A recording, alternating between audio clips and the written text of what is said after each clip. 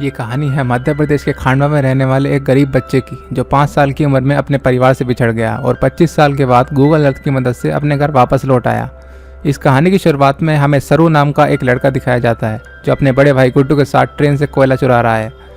दरअसल ये लोग बहुत गरीब होते हैं और एक समय का खाना खाने के लिए भी इनको चोरी करनी पड़ती है। ये लोग ट्रेन से बहुत सारा कोयला चोरी करते हैं और एक दुकान पर बेचने चले जाते हैं। उसी दुकान पर जलेबियाँ भी बन रही होती हैं, जिन्हें देखकर सरू अपने बड़े भाई गुड्डू से कहता है कि उसको जलेबियाँ खानी है, जिस पर बड़ा भाई कहता है कि एक दिन मैं तुम्हें जलेबियाँ ज़रूर खिलाऊंगा।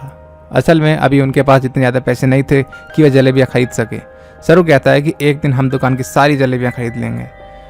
कोयले के बदले उन्हें थोड़ा सा दूध मिलता है, जिसे लेकर वे दोनों भाई अपने घर आ जाते हैं, जहाँ पर सरू की माँ और छोटी बहन भी है। सरू की माँ अपने दोनों बच्चों से पूछती है कि तुम ये दूध कहाँ से लेकर आए हो, लेकिन दोनों भाई इसका कोई जवाब नहीं देते। उसी रात को सरू का बड़ा भाई गुड्डू काम पर जा रहा होता है। सरू कहता है कि मैं भी तुम्हारे साथ चलूँगा, जिस पर गुड्डू मना कर देता है और कहता है कि काम पर भारी भारी सामान उठाना पड़ता है और वह काम करने के लिए तुम अभी बहुत छोटे हो। पहले तो गुड्डू मना कर देता है, लेकिन बाद में सरू के जिद करने पर वह उसे अपने साथ ले जाता है। वे दोनों पास के एक रेलवे स्टेशन पर चले जाते हैं। वहाँ तक जाते जाते सरू बहुत थक जाता है और अपने बड़े भाई की गोद में ही सो जाता है। गुड्डू अपने छोटे भाई को एक बेंच पर बिठाता है और कहता है कि कल सुबह तक काम पूरा करके मैं वापस आ जाऊंगा, जब तक मेरा यहीं पर इंतज़ार करना और कहीं मत जाना। सरू अपने बड़े भाई से कहता है कि लौटते वक्त मेरे लिए जलेबियाँ लेकर आना, और फिर तुरंत सो जाता है। गुड्डू भी ठीक है बोलकर काम करने के लिए निकल जाता है। देर रात को जब सरू की आँख खुलती है तब पूरा स्टेशन खाली हो चुका होता है और वहाँ पर सरू अकेला रह जाता है। गुड्डू को अपने पास न देखकर सरू बहुत डर जाता है और गुड्डू को हर जगह ढूंढने लगता है, और कुछ देर बाद फिर से खाली ट्रेन के डिब्बे में सो जाता है। और जब उसकी आँख खुलती है वह देखता है कि ट्रेन चल रही है और दरवाजे भी बंद हो चुके हैं। कई दिनों के बाद ट्रेन दूर कलकत्ता पहुंचती है, जहां 5 साल का सरू स्थानीय बंगाली भाषा नहीं समझता।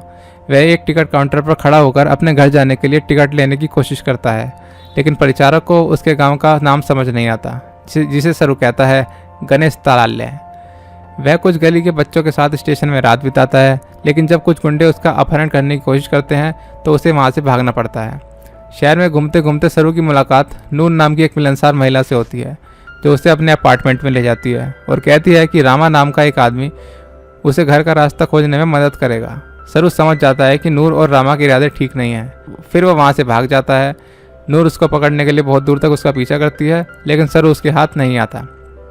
हावड़ा ब्रिज के पास 2 महीने रहने के बाद सरू को एक आदमी पुलिस के पास ले जाता है, लेकिन उसके परिवार का कुछ पता नहीं चल पाता, जिसके बाद सरू को एक अनाथालय में डाल दिया जाता है। 3 महीने बाद सरू को श्रीमती सूद से मिलवाया जाता है, जो उसे बताती हैं कि उसने कई स्थानीय समाचार पत्रों में उसके लिए एक विज्ञापन दिया है, लेकिन किसी ने उसका कोई जवाब नहीं दिया। वह उसे बताती है कि एक ऑस्ट्रेलियाई जोड़ा उसे गोद लेने में दिलचस्पी रखता है। वह सरू को बुनियादी अंग्रेजी सिखाना शुरू करती है और फिर 1987 में अपने नए माता पिता शिव और जॉन के साथ होबर्ट तस्मानिया में चला जाता है और धीरे धीरे विदेश में रहना सीख जाता है। 1 साल बाद वे एक और लड़के को गोद लेते हैं, जिसका नाम मंतोष होता है। उसे भी नए तौर तरीके सीखने में दिक्कत आती है, जिसमें वह कभी कभी अपने आप को भी नुकसान पहुंचा लेता है। 20 साल बाद सरू अब एक युवक बन चुका है और होटल प्रबंधन का अध्ययन करने के लिए मेलबर्न चला जाता है।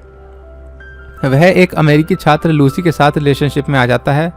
अपने घर पर कुछ भारतीय दोस्तों के साथ भोजन के दौरान उन्हें जलेबी मिलती है, जिसे देखकर सरू बहुत खुश हो जाता है, क्योंकि उसके बचपन से ही सपना था कि वह जलेबियाँ खाए।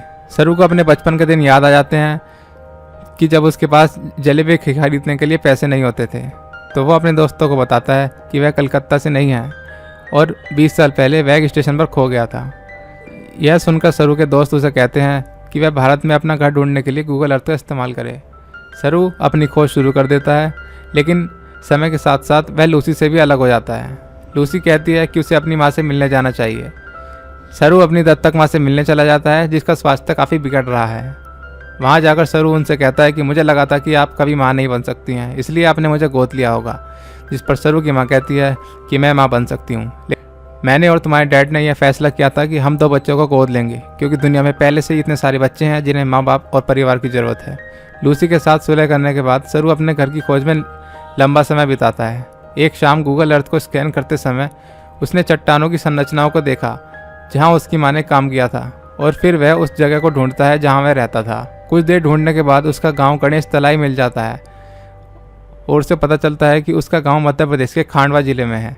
वह अपनी माँ और लूसी को बताता है कि उसने अपना गांव ढूंढ लिया है। यह सुनकर उसकी माँ बहुत खुश हो जाती है क्योंकि वह चाहती है कि सरू अपनी असली माँ से मिले।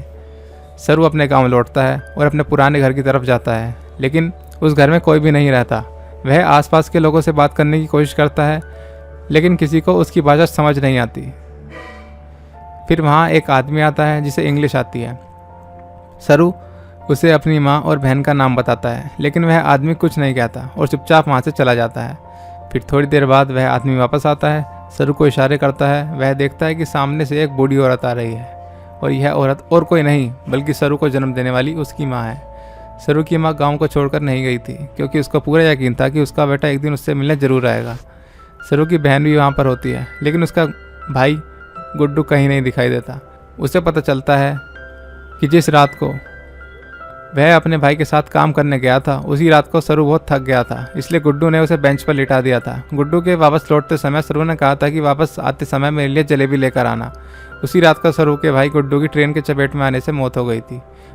मतलब एक ही रात में सरू की माँ ने अपने दोनों बेटों को खो दिया था। लेकिन सरू की माँ ने कभी उम्मीद नहीं छोड़ी और ना ही गाँव से दूर गई, क्योंकि उन्हें विश्वास था कि एक दिन उनका लापता बेटा कहीं ना कहीं से वापस लौटकर जरूर आएगा।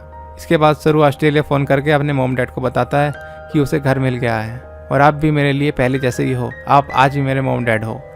इसके बाद सरू उन जगहों पर जाता है जहां वह अपने भाई के साथ बचपन में खेला करता था। यहाँ पर सरू को एक और बात पता चलती है कि वह उम्र भर से अपना नाम गलत प्रोनाउंस कर रहा था। उसका नाम सरू नहीं शेरू है, जिसका मतलब होता है शेर। फिल्म फरवरी 2012 में असली सरू की भारत वापसी के बारे में कैप्शन के साथ समाप्त होती है। असली ऑस्ट्रेलियाई परिवार की तस्वीरें दिखाई जाती हैं। साथ ही सरू अपनी ऑस्ट्रेलिया फैमिली को अपनी बायोलॉजिकल माँ से भी मिलवाता है। इसके बाद सरू की माँ उसे गले लगा देती है और इस तरह यह मूवी खत्म हो जाती है। यह मूवी 2016 में रिलीज हुई थी, जिसका बजट था $12 मिलियन और बॉक्स ऑफिस पर इसने कमाई की थी $140.3 मिलियन की। यह फिल्म नेटफ्लिक्स, अमेजन प्राइम पर हिंदी, इंग्लिश और बंगाली भाषा में उपलब्ध है। आप वहां जाकर इस मूवी को देख सकते हैं।